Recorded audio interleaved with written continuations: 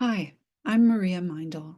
I'm a writer and Feldenkrais practitioner, and I'm so happy to welcome you today to the work Straight Talk on Craft and Method, where we talk about the histories of wellness and performer training methods. Have you ever heard of Leo Kofler? He was a singing teacher and choir director, born in Austria in 1837, and he died in New York in 1908 at the age of 71. When we hear about Kofler now, it's often in the context of what we might call wellness practices.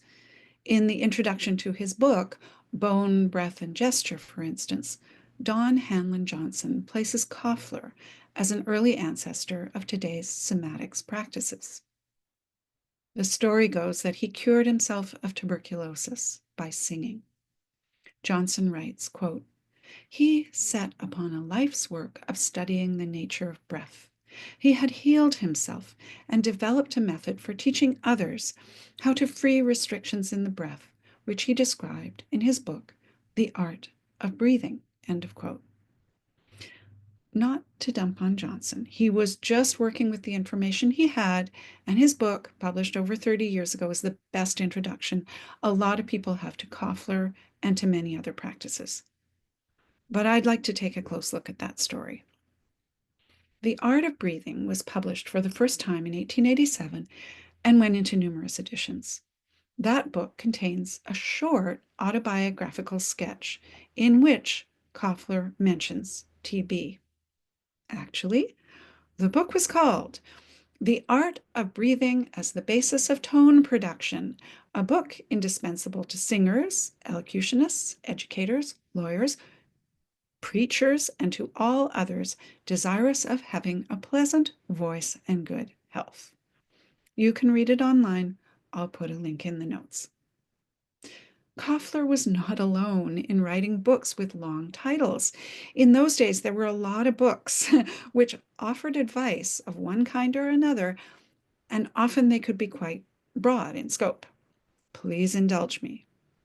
In 1898, an American physician named Dr. Alvarado Middleditch published, here we go, The Doctor's Advice, or How, When, and What to Eat and Drink, How to Secure Good Health and Long Life, How to Prevent and Treat Disease, What Mothers and Nurses Ought to Know, How to Care for the Baby and Give Our Boys and Girls the Best Moral, Mental, and Physical Culture, When and Whom to Marry, How to Choose a Wife or Husband, and How to Be Happy. Take that, influencers. But back to Kofler. Kofler, born in 1837 in Brixen in the Tyrol, which at that time was part of Austria. It's now part of Italy. And he went on to teach what he called the Old Italian School of Singing. His father was an organist and choir master. And he began his instruction in piano and singing before he could remember, and started working as a singer before his voice changed. He gives a sense of his daily routine in his book. Sundays and feast days, quote, "From 7 o'clock in the morning till 12 or even 1 o'clock, there was almost continuous work in church music. In the afternoon was the same routine, though these services did not last as long as in the morning. On weekdays, there was one musical service in the parochial church and one in the cathedral immediately following each other, at both of which I had to sing." End of quote. He notes that his parents believed in heroic treatment, as he calls it. They thought, quote, "The most powerful motives for the mental improvement of children are urged upon them by the branches of the birch tree." End of quote. So Kofler developed problems in his throat. Quote, "More than one physician told me I had inherited my throat troubles from my father. When I was young, I accepted this as sufficient explanation, but many years later, I considered it an absurdity." Later, he says, "I have just these same early troubles with my throat and voice to thank for that disposition of mind which caused me to study, to observe, to investigate, to know, and to find out all about tone production." End of quote. He then became what he calls a champion questioner. Being part of a musical family, he had the chance to talk to a lot of singers. Quote, "If it had not been for my youth and my small size, I might have become a bore to a great many. As it was, I caused a great deal more amusement than irksomeness." End of quote. But it's important to note that consumption, as he calls it, is not the reason for writing the book or evolving his techniques. His learnings do come out of a trouble that he has, but that's throat trouble and running out of breath. His biography is mostly a professional one. The biography itself is mostly a professional one, and the biographical section in itself is a scant few pages long. But he does write about the benefits of his breathing exercises in fighting consumption in a section called Fighting Consumption Successfully with Breathing Gymnastics. Here's a sense of what Kofler himself understood about TB, or consumption as it was then referred to. He believed it was hereditary. He makes a point of saying that he lost a total of 6 sisters to it, that members of his family also suffered. His grandmother also had consumption, but, says Kofler, quote, "The Tyrolese adage proved true in her case. One who coughs long lives long." End of quote. What made Kofler conclude that he had consumption? Quote, "I myself showed symptoms of this trouble when I was 23 years of age, though by care and correct treatment I got over it, not only at the time, but several times after when it reappeared. Still, there always remained one symptom as a threatening possibility that I was to share the same fate before too long. I took cold at the slightest exposure, and invariably it went very hard with me. Nearly always the cold settled upon my lungs, and I remember that not longer than 12 years ago, some anxious friends warned me if I did not get rid of these terrible coughs and colds, I should, before long, have more serious trouble." End of quote. He also suffered from what he called bilious disorders, despite a quiet and abstemious life. He tried to get an insurance policy in 1878, and they offered him only a small one at a large premium. He was living in New York when he received a picture of his favorite sister afflicted with TB, and noticed that he himself looked like her. Quote, but I love this life for the sake of the work that I do. And I love my work for the sake of my life and that of my dear wife and children. I did not wish to die, and I fully made up my mind to fight death." End of quote.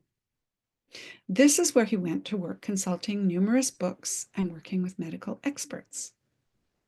One of the things he pursued was a macrobiotic diet. Pardon? Wasn't that created by George Osawa in the 60s? No, indeed. Its originator was Dr. Christoph Hufeland in the late 1700s in Germany, who called it a macrobiotic diet. The word actually means long life. Osawa developed and adapted the system years later. Back to Kofler. Kofler believed that TB was hereditary. The book came out in 1887. And it was 1882 when Robert Koch was able to culture the tuberculosis bacillus and show that it was contagious and that it was a bacterium. But it took a while to filter through, even within the medical community. Kofler wasn't alone in his mistaken belief, and nor, it seems, was his potential life insurance company. But there's something else we need to take into account in understanding Kofler's ideas about his condition, and that's testing. There wasn't a definitive way to know if somebody had TB. The Mantoux test was developed in 1907, and that's injecting a small amount of tuberculinum under the skin. X-rays came later. TB can mimic other conditions, such as pneumonia, cancer, asthma, autoimmune diseases like lupus or Crohn's disease, allergies. Even today, it's misdiagnosed. When I tried to find out about differential diagnoses for TB, the list was very long. If it did clear up with diet, for instance, could it have been a gut problem all along? Could it have been Crohn's, which was often diagnosed as TB of the bowel? In other words, we have no idea whether Kofler had TB. He might have. A lot of people had TB in those days. He may have had latent TB, and maybe his health practices helped him stave off active disease, but we really can't know. What we do know is that he didn't cure himself by singing. The cure for TB is medication, which was not invented at the time. Rather than just debunking this story, though, I'd like to consider how it functioned and how it might be able to help us today. In 1900, TB was the leading cause of death in the United States. At that time, approximately 75,000 people died of TB per year, with an annual mortality rate of 201 per 100,000 inhabitants. This was a terrible threat, and people felt largely helpless. Kofler, like many in his day, had a story of taking control of his life through taking control of his body. And in this case, it was linked with an artistic practice.